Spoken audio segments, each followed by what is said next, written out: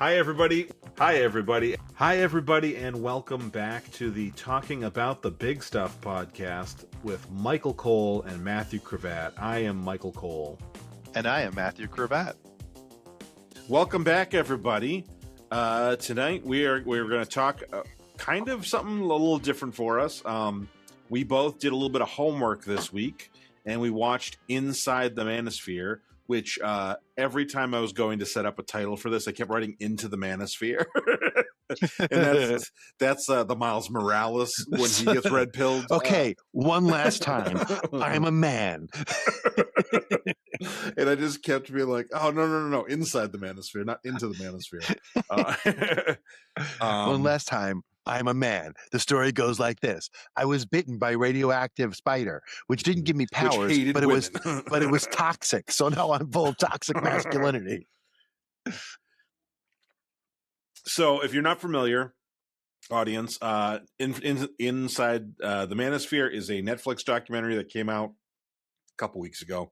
It's kind of been blowing up online. People are talking a lot about it. I wanted to watch it because this is a topic that I've talked about a fair amount on this podcast, and I've seen a lot of people commenting and about these different manosphere people. Their podcasters. I'm so YouTubers. happy that I never heard of any of them except when they referenced the child trafficking guy. Yeah, him. I'm so happy I didn't know any of them. I knew two. So they kind of cover four guys for the most part. There's a little bit of mentions. They mention Andrew Tate. They don't get an interview with Andrew Tate. I knew two of the four who they were. But I'm fairly familiar with some of this stuff, especially going into my book. I wanted to write about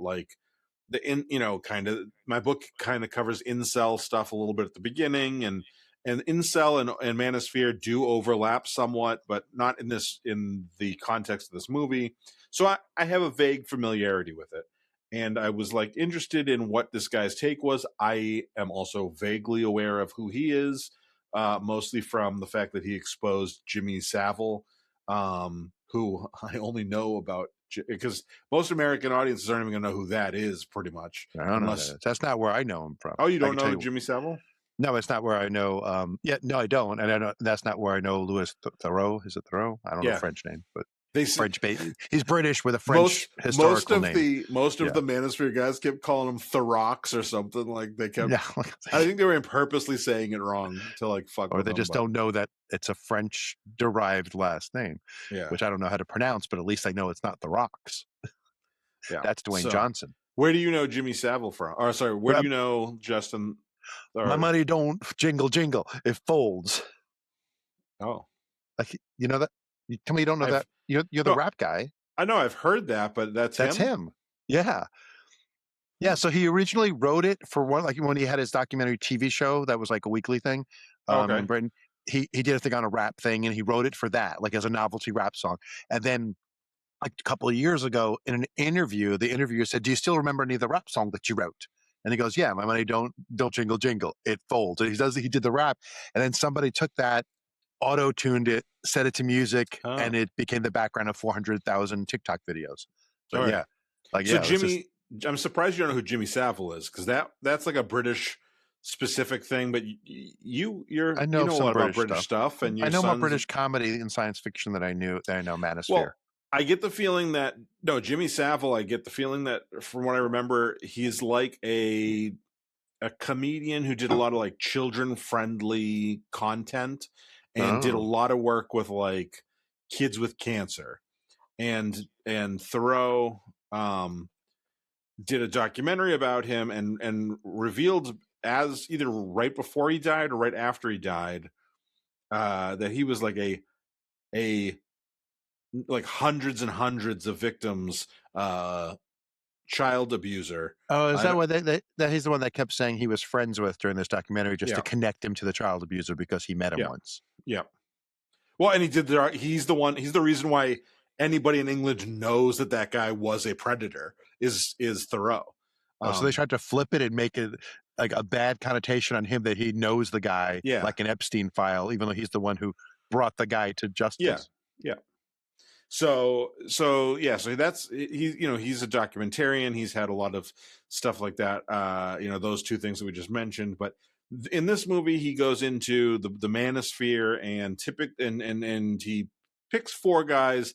We see we see kind of a fifth guy who is like he refers to him as the Robin to another guy's Batman. Yeah. Um, I thought that might have so been a slight on purpose, both of them. yeah, I don't know. It was I a don't know. weird. Yeah. I mean, So Louis is has a dual Louis, citizenship, I think, in the U.S. yeah. and England. So maybe he spent enough time here to get that there's kind of some overtones of calling Batman and Robin. Oh yeah. Okay. Louis Theroux. I kept calling him Justin, which is that's the That would Prime be the Minister of Canada. Trudeau. But yeah, Oh, makes both names okay. wrong. But yeah, Yeah. Anyway, so Louis Theroux. So yeah, he interviews these four guys. He talks about he talks to them quite extensively for a bit until they eventually, three out of the four get guarded. One of them doesn't. We don't see him get defensive or and one too of them gets guarded. unguarded, like he takes him home to meet his mom at the end. Yeah. Yeah. Well, that one. Okay, let's dive in. And then he realizes I've gone too far, and he starts attacking him like crazy and trying to make him look bad because he realizes Yeah. this is not going to look good for me. So yeah, I first of all I want to say, like, I do recommend people watch this. I would also recommend people with children who are, you know, under the age of 30. Yeah, so I tentatively brought it up with Joseph, who's one of my children, who's slightly under the age of 30. He's almost 30. Okay. He's got a couple of years, but he's like 27. And Yep. going, okay, so Joseph, I was watching Into the Manosphere, and Joseph is a huge fan of one of the guys. Yeah, he's a huge fan of Okay. Louis Theroux. he goes, that's Louis Theroux. I'm like, yeah, I think that was his name. He goes, yeah, he did this. He says listing Yeah. all of his documentaries. He goes, Okay. you didn't see him on Hot Ones last year? He was so good on Hot Ones. And he says listing quotes, Okay. quoting him. I'm like, that's my boy. You had me for a second. I was like, he's got to be fucking with me, right? There's no way, right? He is fans of the one person that's worth Ricochet being Rita fans of says in the Justin thing. Theroux is an actor. He's the one I think that was married to Jennifer Aniston after Brad Pitt. Before you get the Brad Pitt joke. Yeah, so Louis Theroux goes and he was wants married to meet to Ross. Yeah. Wants to meet he gets to meet these four influencers within the Manosphere, and to call them YouTubers isn't exactly honest. To call them podcasters isn't. They're just kind of Influencers, yeah. And so there, I don't want. We can talk about specifics, but one thing I wanted to my first thought that I wanted to mention, which I feel like to anybody. Oh yeah, back to if you have kids, watch it. Don't watch it with them necessarily, but watch it so you know what's going on. and then drop the names of the influencers and see if they know who it is, like in casual conversation, text and see if they know them. I said to Logan, because Logan loves them. I said to Logan, I don't want you watching. I said, do you know who any of these people are? And he goes, no. And I said, good, don't watch. I don't want you watching any of their stuff. And he goes, now I know who to look for. I'm like, no, I'm not joking. No. It's so funny because Logan, even though I see him every once in a while, he's still the 3-year-old in my head.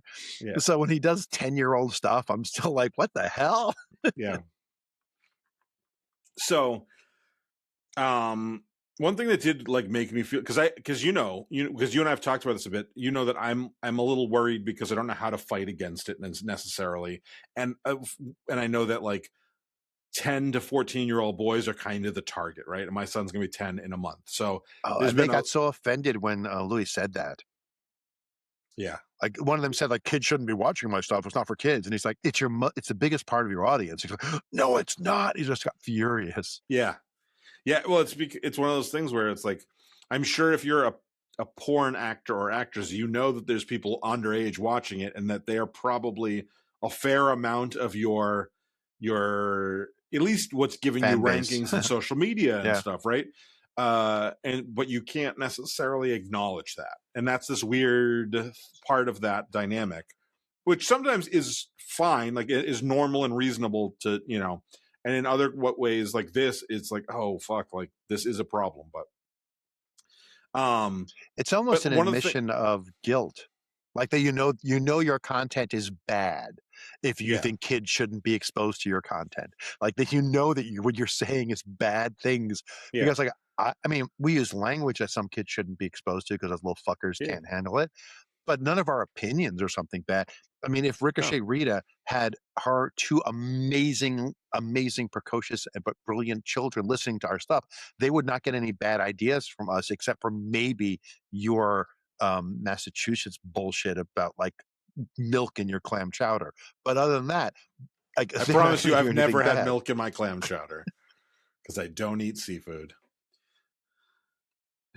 Ricochet Rita says, Oliver is so far removed from social media, they don't even watch YouTube unless we put it on TV in the living room. I'm so terrified of when Oliver enters that world. I already had to take him off of Roblox after I learned about the amount of predators on there. Yeah, we had to set up some hardcore parameters to make sure that my son can't talk to anybody that we don't basically like approve ahead of time to be in his chat. It's and Which they is don't. embarrassing when I come over the house because right away they put like a gag on me because I'm not allowed to talk to them unless they're in the room. That's not why I put it on you. Oh, But the one of the things that made me feel better slightly, very, very slightly, is that this is fortunate for me, this is not fortunate in general, is that most of what we saw in this documentary, at least, are boys without fathers. And like the influencers themselves are, and from what we could tell of the followers, there seems to be a fair amount of like, these guys don't have a father or a father figure that is, in any way appropriate for them. So just the fact that Logan has me, I'm like, okay, there's one step of not a great father, but at least there's someone there. yeah. Yeah. So that was my first like positive takeaway. Well, positive in a personal anecdotal sense. If I didn't have, if I was a mother to I'd be like, oh shit. Like if I was a single mother, I'd be like, this is worse. I better marry someone fast. Well, But let them have as many girlfriends as they want while I stay faithful to the person I marry. yeah.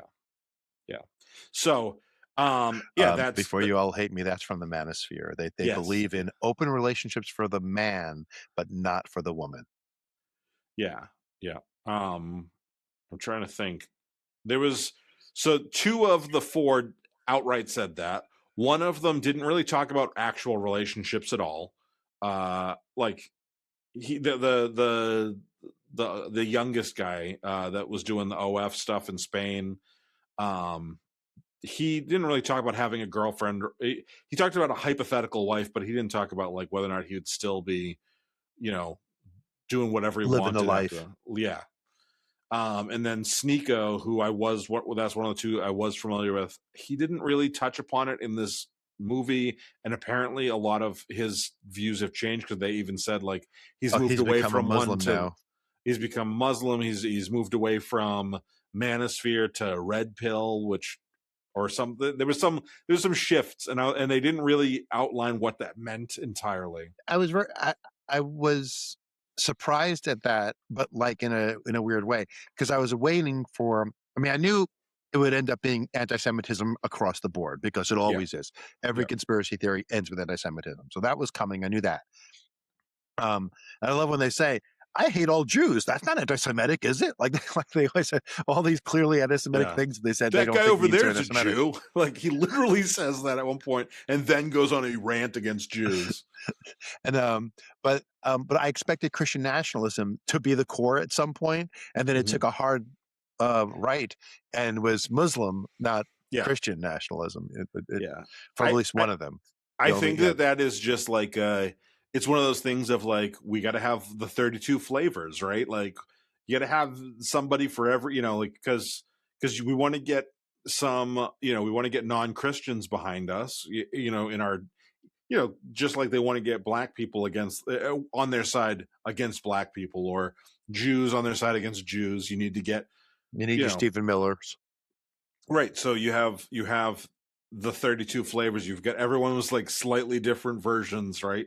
But yeah, it was really I kept waiting for it because I knew who two of the guys were. I kept waiting for them to look. I actually didn't think any of them looked as bad as I was expecting, and I don't, and I will qualify that in the sense that like, when Louis got them on their own, basically at the beginning of his relationships with each of these guys, I was like, oh, this person doesn't match with what I was expecting, especially with the two that I knew about, right? So Myron Gaines is from Fresh and Fit. I know who he is, probably the best of the four, because he's all over, he's on everything, and you've seen his face a million times. If you're on, I like if my you're algorithm sometimes. I don't see any of this shit. Yeah, my algorithm's constantly shifting, but a lot of times it's because I'm doing research or I'm watching the news, and I'll click into something because I'm like, I got to listen to something different, and then it takes me down like a weird rabbit hole, right? Yeah, the only time I see the horrible, like people I recognize to be terrible after is when they come up my feed with a Stitch incoming, and like because it's someone Mm-hmm. I'm watching Oh, responding to them. and I get a That's lot where I of see that. some of them. I get a lot of Yeah, that too. Yeah. So all four, there was moments of like, oh, this is Louis found the humanity in these people, and he's showing it, and he's talking to it, and he's being, I don't want to say compassionate, and I don't want to say that they're great people in those moments, but they are not the facade that they put out there, right? They're not the like, they're, for some whatever reason, most people I think would think are better in public and worse in private, and these guys are the opposite, right? These guys are, like the Fresh and Fit guy. He's the one whose girlfriend comes out and he's holding the dog, and he automatically starts backtracking on the wanting multiple wives thing, and and that, and I was like, well, he seemed to be, I don't want to say affectionate, but he wasn't like a complete piece of shit to his girlfriend when she came out. He's holding their dog. He has the yeah. body As soon as they language get on the looks microphone, it's all right. inflammatory and horror. And But there then was, and they say afterwards, I mean, they say, yeah, yeah, but that's because it got to go viral. Everything has to go viral. Like right. one guy says, I'm this, I'm this, I'm this. He goes, are you? He goes, no, I just want to go viral. Yeah. So the moment there's those moments with each of them, and then other than the white guy, um, the other three, we see these moments, and then they because they're constantly online and vlogging and doing other stuff, we see their audience kind of like notify them, like they're in real time almost fact checking who Louis Theroux is, and those guys turn, and they like, I mean, turn on it essentially, which is an interesting dynamic because he isn't making them look bad, and then they turn, and he's not making them look as any worse He's than just they. giving them rope, and he's just He's like arguably asks them a humanizing question. them, and he's making Yeah, them look better than I've ever seen them, right? And then they turn but on to him. them, that's negative stuff. That's And weakness. and The well, things and you I was gonna respect are say, weakness. it's Yeah, similar to that like kind of old joke of like, that people do of like, hey, don't tell anybody I did this nice thing for you, kind of like, like I'm supposed to be the if hard, you tell anybody, I'll deny it. Yeah, yeah. And but they all do it in real time with real sincerity, like no, I showed him that I'm like, I can be like a reasonable human being. I'm talking well about my mother, or you seeing me with my girlfriend and looking a little vulnerable for a moment, you like see, and then immediately it's like, get the fuck out, like, no, fuck you, we're not talking, or you're, zoom in on him. Do this. Like they zoom start trying on to do him. control his Yeah, social media to yeah, spin it. yeah. And that was wild, and that is partly, like, though, especially I don't really see that from Sneeko, I guess, either, but from the HS guy, that's the first guy. He's 23, I think they said. So he's probably like 100%, like, uh I was born in the, he's fully integrated into this thing in a way that, even as a 41-year-old, I'm not like I'm not immediately being like, check this out, guys, this Matthew guy is, I didn't You mean to just show held up a Logan's picture of your face. son. You're gonna need to edit that out. It's on black, and then I held it up and it like lit up. I will edit that out. But like, like, I'm not like, You got to check out replace it Matthew. with. You have to replace it like can you Photoshop in kind of thing? Picture of like Richie Rich or some like a Yeah, cartoon character kid. yeah. So that was really, wild to watch how quickly because they're constant.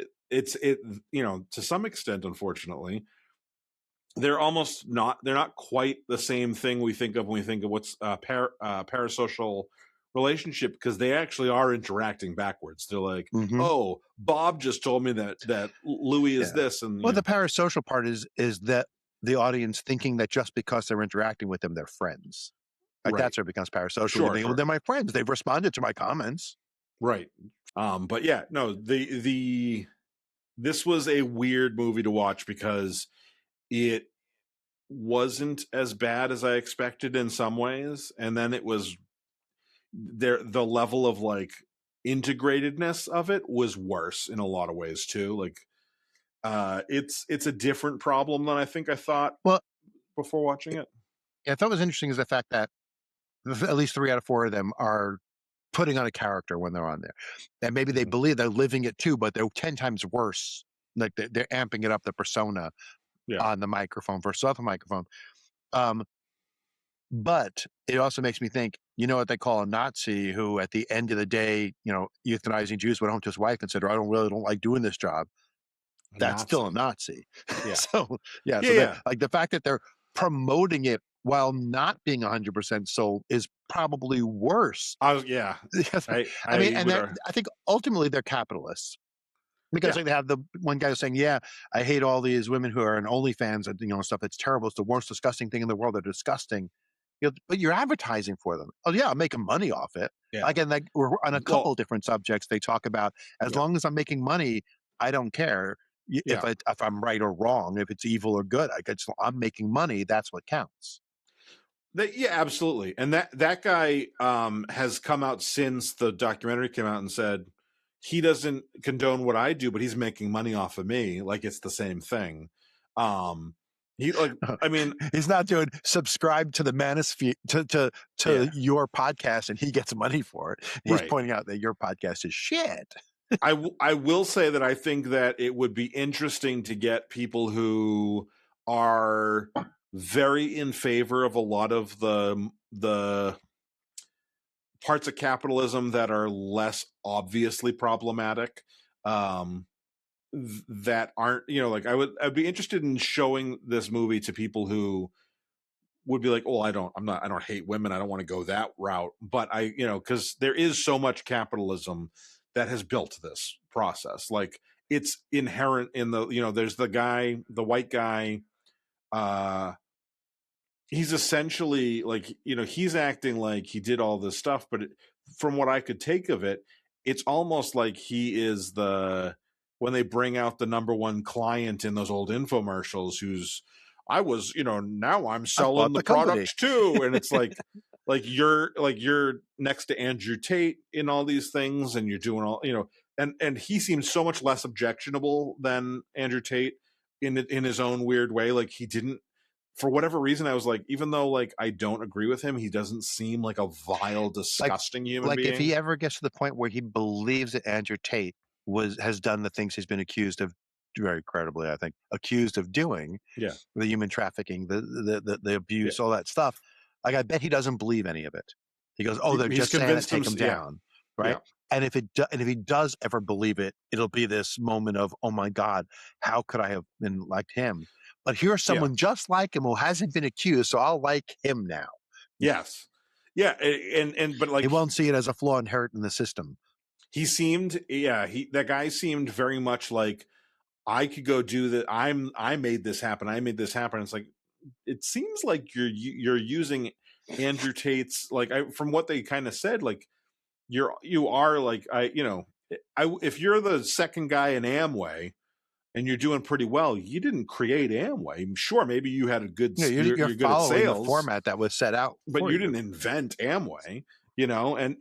And ultimately, these things, whether they're a pyramid scheme or they're MLM or they're, like, as far as the money making side of them, they are some of that. They're like, I am the product and I am the salesman, and but they're not the inventor of the product, even though they all seem to think they are. No, it's And like being that's a top stand-up comic and thinking that you're Mark Twain. You somehow invented yeah, stand-up comedy. yeah, yeah, and you know, Well, there is, sure, there's that level of things, like, because there's that like bootstrap level that we all recognize that, like, well, your company couldn't have succeeded without the roads that the trucks brought the stuff to people on. But like, even more so, like, it seemed like Andrew Tate, he took the course and he he went, he's not Yeah, even the it guy is who that you're created doing what this. someone else did, and you're doing it Yeah, well. You yeah, didn't invent anything. You're just doing like even if you tweaked your message slightly, even though his messages seem all those people's messages seem to be the same to me. I couldn't tell you the variances and yeah, differences of them pretty much. But even if yours was slightly different, it's still you're like we're no one else does a podcast is exactly like ours because our opinions are slightly different than everyone else's. Doesn't mean we yeah. did anything groundbreaking by sitting and talking about the big stuff. Right, right. We're just the first ones to give it that borderline crappy name. I gave it that name. I'll take the I was just the blame. first real guest.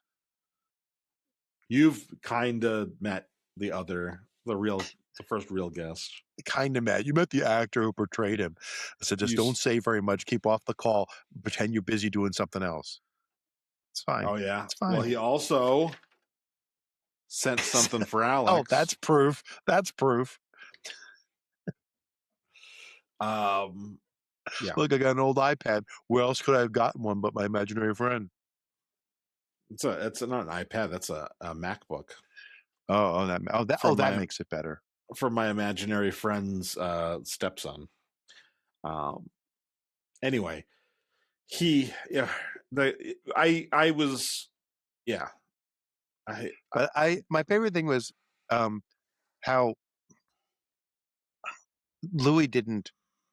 He occasionally punched holes in their stuff. Like when Yeah, they showed a video of a moron saying, "I'm a scientist, and here's things that are," and he's like, they started laughing. Like none of that's true. Like that's not a real scientist. What he's saying is not real. And they looked yeah, at him like, "How can it not be real? It's on TikTok. It must be real." And I yeah, agree with it. Like they were freaked out that he was, and people. And then they showed the comments of people making fun of him. Oh, he can't handle it.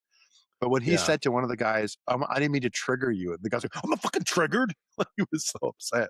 That was beautiful. He was really, really good at staying cool, at calculating his moments, because you're right, like, he doesn't interject too often. He interjects like At in the least what right we saw. We spots. don't know how much was, Sure, that's how true. much footage we didn't see. But it was True. good. But the presentation of the documentary was well balanced in that Yeah, respect. right. Um, Well, even but he also did but it yeah, with a, he'd be tossed out on his ear if he went into adversarial. So he had it made seem yeah, almost like when I did man on the street interviews with idiot Republicans, and I pretended I was one of them. I was yeah, saying things like, "Oh, Mark Robinson's so awesome. My wife hates this, but he said," and I was saying all the misogynist things he said to get people's response to it. But I acted like I liked it, and he was almost that. It almost seemed like he was for some of the things, like he wouldn't go as far for the anti-Semitism and stuff, but for some of the like he was like appreciating what they were doing to get them to say it more. yeah, yeah.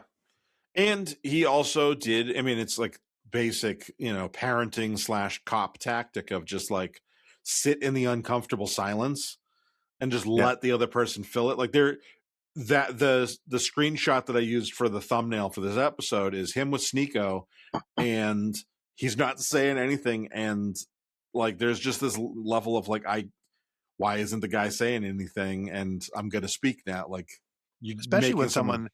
when the guys their jobs is to be on the microphone and be talking all the time, it makes it that Mhm. much harder to sit with uncomfortable silence because their brain says content, content, content. You must talk. Yeah, absolutely. And But so I like the fact the one documentary making technique that I really liked, and it was subtle, but it was really cool, was when they showed the people setting up the women to look stupid. Like they Mhm. asked them questions they knew they would get stumbled on, and they challenged them on things that they knew they would look bad on. Like while they're like, I want a woman with big tits and this and this and this, but then they're asking women, what are you looking for in a man? And making them look shallow for looking for what the same kinds of things in a man Six that they're foot. looking for in a woman. Right. Yeah. 6 foot tall and she make $100,000 and do this. And like, oh, only 0.1% of men live up to your standard. You're going to be alone like a hag because you'll never find a man like that. But but they show that garbage. Yeah. And then at the end, when one of the guys, whichever, because I don't care who they are, his mom is there, and he says somehow women are all like that, and she goes, except my mom is different, and the mother's like, no, I'm not. You just don't talk to the right women. Like, you're not talking to women You're my talking to age. You're not talking to 23-year-old successful. girls because You're bringing 23-year-old Instagram models into your life. yeah, They may not be of substance, yeah, but like, he didn't say that. Like, she didn't say all that, right? She just said, you're not talking to women like me of my age, and yeah, but then you go back and think, oh yeah, so he made they did, there were two different cuts of women, groups of women being made stupid, but they were like, here's women who are young and not business women, not they don't have master's degrees, like this, like they're not representative of all women. They're just the kind of women who would go on their fucking show. And yeah, you're self-selecting for people who are going to do poorly on the kinds of things you're going to pressure them on. And then you act like that's all women. It's like, well, if you only hang out in clubs and look at girls who are clubbing, then yeah, you haven't met a woman with an MBA. But maybe right. try hanging out at a business school and you will. Yeah, yeah. I mean, and part of that, he is 23, so he's not like that's not an age inappropriate thing for him. It's not like if I was, saying like I never met a smart woman, and someone was like, yeah, because you've never talked to anybody over the age of 25. Like that would be different, right? But he's talking to women his own age, maybe a little bit younger, but there was Also, no he's there was, not like he's not on a college campus right. sitting outside the philosophy building to talk to women. He's like women Yeah, who are models for not even professional models. They're on Instagram and OnlyFans. Like that's the women that he's grabbing. So it's like, yeah, well, you're self-selecting for women who have chosen to make their living on their looks yeah, and without professionally. Like, I'm not slamming models and actresses who have worked at their career. Like, you pick people who aren't even those. You pick people who just, oh, that woman was cute at 16 and started posting pictures, and then at 18 started posting naked pictures. right. And then you're like, oh, look, all women do this. Yeah, Only the women you're talking to. yeah. His dynamic with his Like, I mom. moved to Miami because that's where the scene is. Well, then you're going to judge everybody by the women in Miami, Yeah, yeah. and the men in Miami. Not a good way to judge people. His dynamic with his mom was interesting because before we see his You want a mom, fruit snack? well, did she say that? I Mom. didn't even catch that. Oh, at the very end, it showed like scenes of what happened before they started the interview part. And she Oh was yeah, like, you better not embarrass me. You better not. And he's like, Mom, I won't. Do you want a fruit snack before we go? Mom, I'm fine. I mean, it was like he was oh like a yeah, 5-year-old. She was like, yeah. just good. It was really funny. It was at the very end. It was kind I of like did, the I after the did. credit scene kind of thing. Okay, that makes yeah. I as soon as the credits were over, I was like, "Fuck this." It was the um. best part because it showed like he's an Oh idiot. He's a complete mama's boy when the camera's off. well, and so that was what I was going to get into is when he first talks about his mom.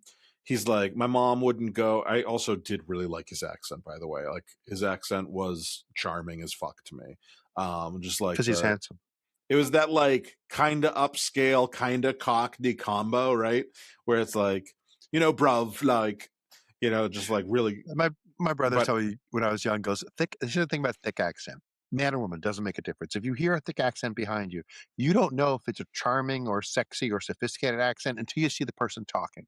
If they're sure. attractive, He it's is, all the positive things. If they're he, not attractive, it's all the sh- negative things. sure. He was a handsome dude. Other than the fact that like I didn't like that he's 23 with the fakest set of teeth ever. But he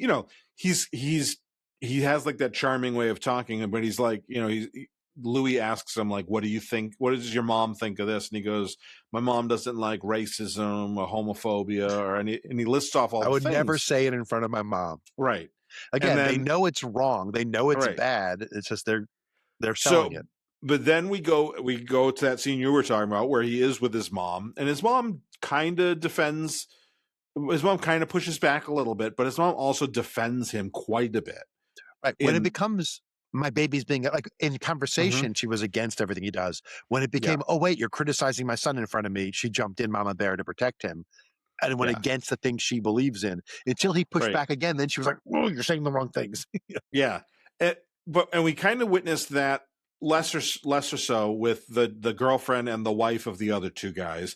And there's a part of me that wonders, like, I think that the mom is like, well, he's able to provide me a lifestyle, and the wives and the girlfriends, there's a level of capitalism there too, where it's like I got to play along, and like who knows, Yeah. like who knows how much of an act that is. That all this stuff about like, oh, she lets me have girlfriends on the side, she packs my condoms for me. All that could be fake, and like, and they could be So like there was one completely where monogamous, but they got to at play one the point role. Everybody goes, if this relationship ends tomorrow, if it ends tomorrow, it still was a good thing. I still had good things out of it. And she's like, what ends tomorrow? Our relationship. And she went, like, like she was like, wait, how are you just casually talking about our relationship ending? My Yeah. That was a discussion after the cameras went off. She was not done with that. That And was was the just like girlfriend, casually right? Not say it. not the wife. Yeah, I think. Yeah, they broke up. Yeah, I was like, Yeah. And like, I saw a video today of her. She was like, "I'm much happier now," which she I will say, as much as he didn't look as scary and like threatening around her as he usually does around other people, she looked a little nervous around him. Like I don't want to say the wrong thing. And then we get to see later on the assistant or the yeah, the booking booker. person, or Yeah.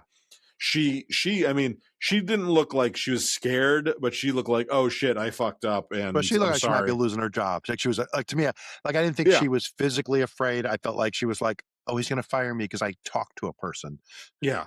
Yeah. But she didn't even look rattled by it that much. She just looked like, oh shit. Like, which made me think like, okay, she doesn't feel unsafe. She just, or, Yeah, you know, or, you yeah. know, Like at most, I felt like she was like, "I might lose my job or be in trouble." yeah. Like he's gonna give me shit. She didn't look like she was afraid because then she Yeah. was even like, she was like, "I don't know how to say this, but I can't talk to you anymore." Like she was like embarrassed that she had to take Sorry to that be order. rude, but you got to get Yeah, out of here. I'm not allowed to talk to. Yeah. It was super weird. Um, that guy, I've seen a bunch of stuff with that guy. That guy creeps me the hell out usually. This was arguably the least creepy. He said, okay, this is a nitpick. This is a weird little thing. So in addition to being anti or being like misogynistic, he's also like anti-fat guy. And he's talked to fat men, fat women, he's anti-fat people. And he's the way he talks to them is crazy sometimes because he always says that being fat is a choice. You have control over every little morsel that gets, and he uses that word every single time he says it. Every tasty little morsel that you put in your mouth, and I'm like, dude, if you want to eat something, eat something. Like you don't use the word morsel. That would be like if I was like accusing you, like, let's say you're a gay guy for a second, and I'm like, you have control over every delicious, tasty cock. Like, no, like I don't feel that way, so I don't use those words yeah. to describe Well, that. it's like every time someone says that, every time a religious person says about how Yeah. tempting, gay sex is, and that you're giving you that temptation, it's like, there's only temptation if you're gay or pan or Yeah, bi. I mean, yeah, yeah. something in the spectrum. There's no temptation if it's something you don't want. That's kind of what Right, temptation means. right. But the way he says morsel Yeah, every single time, I'm like, dude, you can eat something. Like, go have a eat something. sandwich. You look skinny. Like, he doesn't even look buff like the other guys. He looks skinny, right? Like I mean, not to say that he doesn't have muscle tone on his, but he's not like, He's a not a couple of those guys bodybuilder. are He's buff. just he's They're yeah. buff, and he is They're skinny. And I'm like, dude, you Yeah, and you're not, you pay a lot of he's not. attention to their physiques. But yeah, but the way he says morsel every single time, I'm just like, dude, eat something. Anyway, he creeps me out a lot. He also they showed his co-host, whose name I don't remember. I always thought they were fresh and fit for a long time, and then I learned that Myron is one of them. Like And Kid and Play. yeah, and I'm like, oh, maybe they're not fresh. Maybe Fresh and Fit is the name of the podcast, but it's not like supposed to be their dynamic or whatever.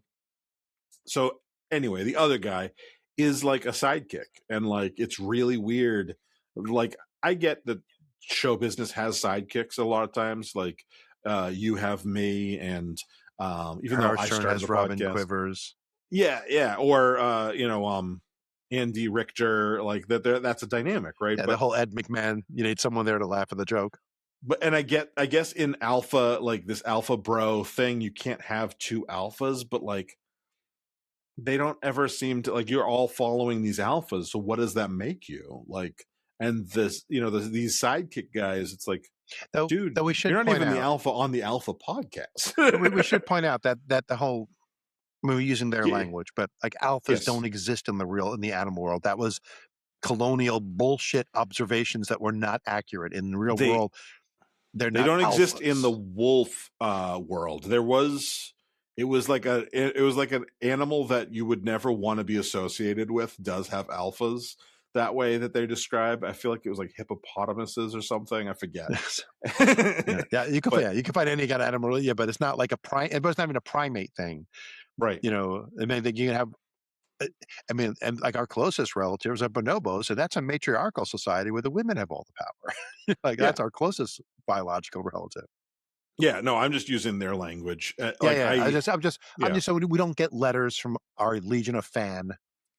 Yeah, hey, as much as I want us to get fans and have people tuning in, I am a little relieved to see that it's only Ricochet Rita in the comments right now. I was worried that if I tagged it too well, not even her anymore. Now it's just me. Oh yeah, I was worried that if I tagged it too well, we would start getting people being like, "This person's amazing," like because those people are like crazy sometimes. The fans will go like, if you say some shit like Jordan Peterson fans, even though he's a slightly separate group of, his fans will go attack. And I would imagine that these guys have those same rabid fans. Andrew Tate, I think, has them. But yeah, the idea but he only has them Tuesdays and Thursdays and during visiting hours. Yeah. I wish that somebody would point out that like I actually think Louis could have done it to the sidekick, and then there was the other, there was like two sidekicks, and then the white guy essentially seemed to be, even though like when he was one-on-one he looked like he was the main guy, but he was the sidekick to Andrew Tate. So like be like, are you the secondary alpha? Because that's not a thing. I mean with all, from an improv point of view, status is always relative. Like I mean, if you look at like you got your the classic example I always use is the Marx Brothers. When Harpo's there, Harpo has status over all the people. Like he's running them, conning everybody. Chico walks in and suddenly he's at Chico's side and Chico's conning everybody and Harpo's just his sidekick. But then when Groucho walks in, he's like, "Hey boss, what do you need, boss?" Like this Groucho's status over him is always levels. I absolutely agree, but they would probably that would have probably thrown them through a loop to be. It would be an interesting question to say. So when are you going to be alpha enough that you're not going to be on his show anymore, but you'll have your own? Like that would have been an interesting question to ask on the radio show. Yep. And so I do want to talk for a minute because speaking of the sidekicks, the guy that we said was referred to as the Robin, who they talked to him a little bit, but I wouldn't say he's one of the main four people of the. He was just to show the effect, show that there's generations. I think. Yeah. And I would argue that like we don't really find out what that guy's deal is outside of the fact that he tries to do stings on predators, which was really vague on what exactly, like how they were determining what a predator was. Because from the one example we saw with the other guy, it was like, if you're gay, we think you're a child predator. Oh, like that's what it felt like. Okay, I didn't catch that part. Because there was the guy, they set up a meet with a gay guy, an older gay guy, they said, right? And then they beat the shit out of him when he got there. And then they were like, oh, that wasn't supposed to happen. They got out of control. But their thing was, they were accusing him of being a child molester when they were beating him up. Because to them, if you're gay, you're a child molester. Because that's how it works. Oh, probably because they all wish they were. Because that's how that usually works. What you accuse people of is what you want. Maybe that was a missing part of the accent, because I thought they were saying we set him up with he thinks he's coming here to meet a girl. I thought he kept saying a girl. And I'm like, I get that we use the word girl interchangeably depending on age sometimes. Like, you know what I mean? Like Sarah's my girl, even though she's 37, right? That didn't make me think like child necessarily based on their language. Yeah, well, maybe I misheard, but I heard. But I thought it was they were bringing a guy over who thought he was hooking up with another guy, and they were going to humiliate him and talk shit to him.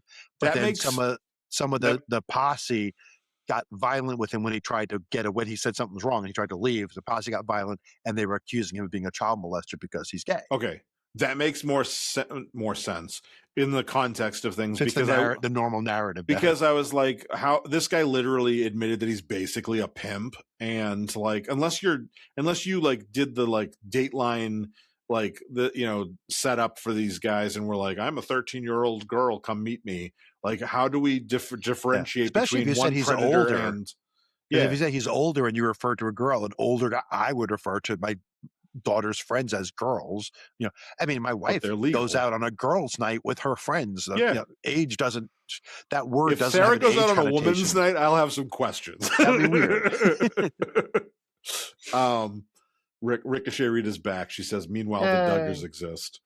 Yeah, maybe we'll do an episode on some of that their problem, because I saw that one of the Duggar brothers got arrested this week, and he looks just like the other brother, and I forgot that they were all J names. They have the same taste in sisters.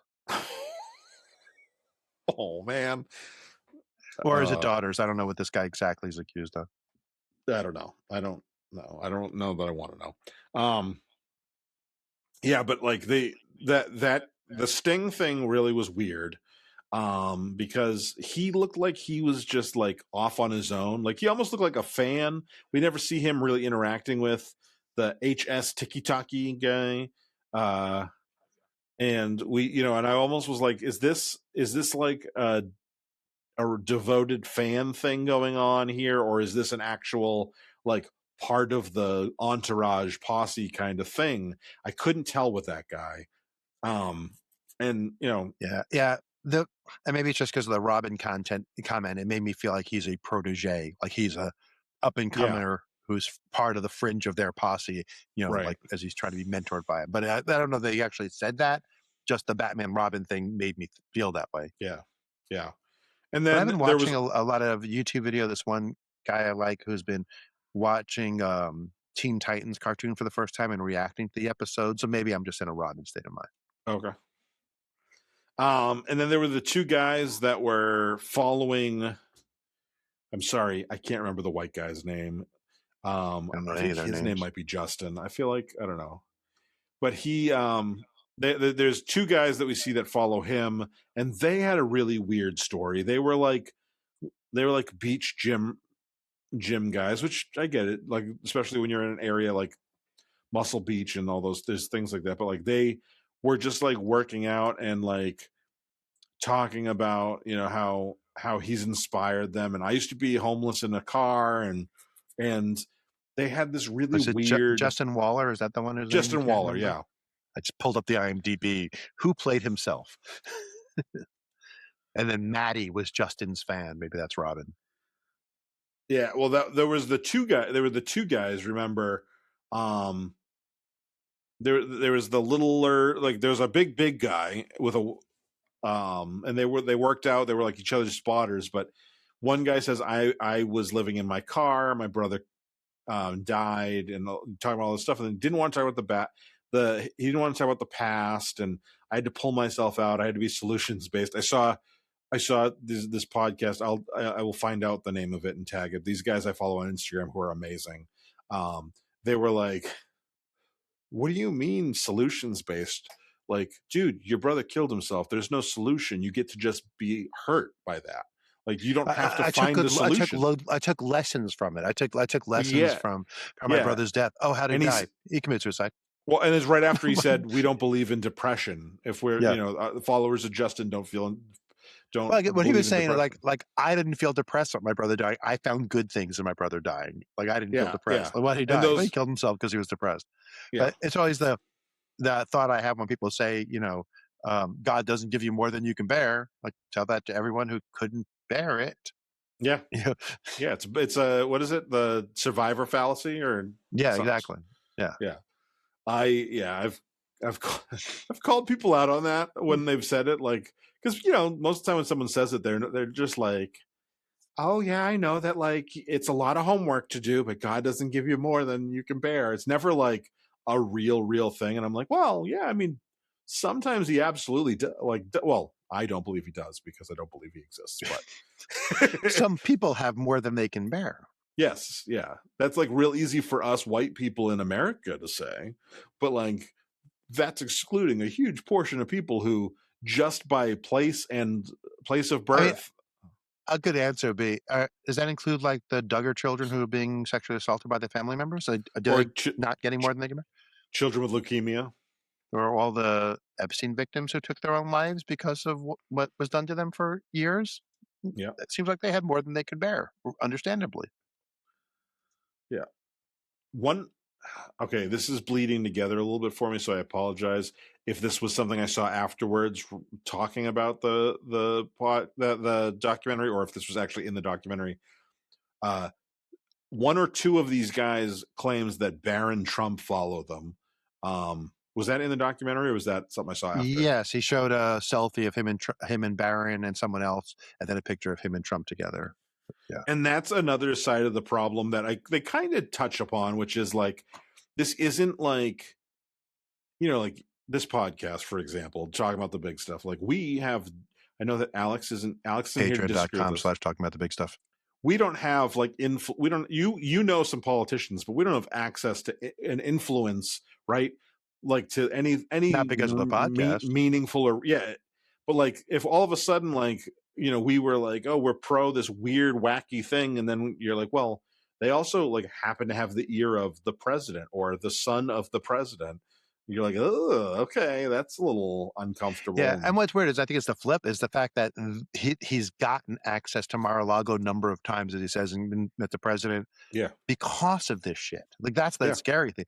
It's not scary to me that someone who has access to the president believes this. I mean, that would be scary, but it's scarier is the way to get access to the president is to be a leader in this movement. Yeah. That's what got him access. Yeah, and and it's if you look at Obama or Biden, were there bad people who had access to those presidents? Absolutely. Like I'm sure if you went back, maybe Jimmy Carter, but like, otherwise Jimmy had his brother Billy. Okay. Yeah. I mean, like everybody, trust me, Billy was a problem. But they all, everybody there's bad people in the halls of power. But are they exception, or are they? Are they? Usually, what is it? Being publicly bad isn't what gets you access. Are you the bug or the feature? Yeah, exactly. Yeah. All right. Do you want to start wrapping things up? Sure. My money don't jingle jingle. It folds. I wanted to say that around. Yeah, you did. Good job. I wanted to say, like, again, this is it was a pretty short documentary. It's on Netflix. Most people have Netflix. I do recommend that you watch this. If this clip's on YouTube, if you want to get a feel for what we're talking about before you take the big plunge of spending 90 minutes of your life watching an entertaining Brit talk circles around some morons. Right. It's just, I think it's one of those things where it is a similar to the way Charlie Kirk was. Like now everybody knows who Charlie Kirk is because he was killed, but before he was killed, a lot of people didn't know who he was, but he still had a huge influence on a lot of people. These people, if I go ask my dad or anybody in my family, do you guys know who Sneeko is? Do you know who HS Tiki Taki is? Do you know who Myron Gaines is? Other than the ones younger than me, everyone's gonna be like, I have no idea. But they have a big influence. And so I think that like this documentary is a good way of kind of like just letting yourself see, oh, this is a thing that's going on. This is not like a five guys across the world that have like a online forum. This is a huge deal, enough so that these guys are living off of them, right? Like, so like, living big off of them. And these are just the guys he could get in the documentary as well. So that's another thing to keep in mind. And so I think that's why I think this is a good idea. You don't have to take it as fact. You can just look at it and go, okay, this is a bigger thing than I may have recognized. I think that's an important piece of the puzzle on this, because I do think this is a something that people would consider niche, but it is not niche and not nearly niche enough. Okay, sorry. What were you starting to say? I was watching Louis throw stuff after watching the documentary, and I watched him on a podcast, and I can't remember the comedian who was interviewing him. He was on Taskmaster, and I can't remember him. But he, Joseph would know. He's going to hate me for not knowing. Is it the big guy? No, he's an Asian guy, either Indian or Pakistani, maybe. But anyway, Louise talked about how in the old days you had these nutters who were sitting in a cabin and they were just ranting to themselves. Maybe they were on shortwave radio with a couple of other people like them, or they were writing a newsletter that they were like printing up copies of on a mimeograph and putting them in brown manila envelopes and sending it out to 20 people. And now, then they got on America Online and they could talk to people. And then they got the internet and social media. So these people who were dangerous voices who you never would have heard of suddenly have an audience that they build up. and those audience, and they may not get ever huge, but the audiences they build then find someone else. Like these guys are building up audiences who find their way to the Tates, who find their way to Joe Rogan, who are then in Yeah. mainstream to everybody else. Yep. Yeah, and I'm I've seen there's some critiques of the documentary, right, that we're giving more of a platform. I think you need to go into something like this with the concept of like, these people are, we don't want to feed this, but we also need to be aware of it. Like, we Well, can't. he talks about, also they asked him on that podcast actually about how does he um, feel about platforming, and he goes, well, oh, actually, I was on the other interview. I watched him on Hot Ones with Sean Oh, Evans. So yeah. Sean Evans asked him about platforming. Yeah. And he said, well, there's difference between handing a megaphone to someone and putting them Yeah. on your platform and letting them say whatever they want, and exposing them for what they are with Yeah. critical questions and a critical view of them to show people who and what they are. Because Right. I don't think what I do is platforming their views. I'm trying to reveal them to people. Agreed. I agree. Yeah. And you can have critiques on how someone does it. I think that is what he's doing in this. You could say maybe he could have done it better, but I do think that it's, I've talked about it enough with people around me, and they're like, everyone just glazes over, and it's like, it's almost like I'm talking about like underwater basket weaving, or some like weird, I think they mentioned that in the movie, but like some random, very, very niche thing. And I'm like, no, guys, like, this is a thing that you need to be aware of as somebody who has kids, or, like, this is going to affect us. Like, this is a bad thing. It is not a fad. Like, it's been long enough now that we need to be worried. And we, like, as a society, we need to figure out how to help these people out of this, as well as help protect people from this. And so, like, I think that if this documentary allows people to see that it exists, and the level, some sign of the level of just how bad this is, then that's a good thing. Amen. Find what podcast I was watching, because I do want to recommend people find it. It Yeah. was the Ramesh, thank you, Ramesh, the Ramesh Ranganathan show. Ramesh Ranganathan show. Yeah. He interviewed Louis Theroux on internet culture, the Manosphere specifically. It was about this podcast specifically, but it wide ranged. Yeah. So look on YouTube for Louis Theroux and Ramesh, and you will find it. I'm adding that to the show notes. Romesh, Ramesh. Or Ramesh Ram. I will Google it later and get all that. Yeah, Ran, R-A-N. Okay, Rangan Athan, like Jonathan. Rangan. Instead of Jonathan, it's Ranganathan. Okay, cool. I'm not sure how he pronounces it. I've only seen him once before in something else. So yeah, the name sounds super familiar. I'm sure I've seen him. He was on an early season of Taskmaster. He was very funny. Yeah, but he has a podcast. So yeah, so it was a good interview, like an hour and a half. It's as long as it was as long as the documentary, but it was far ranging about his career.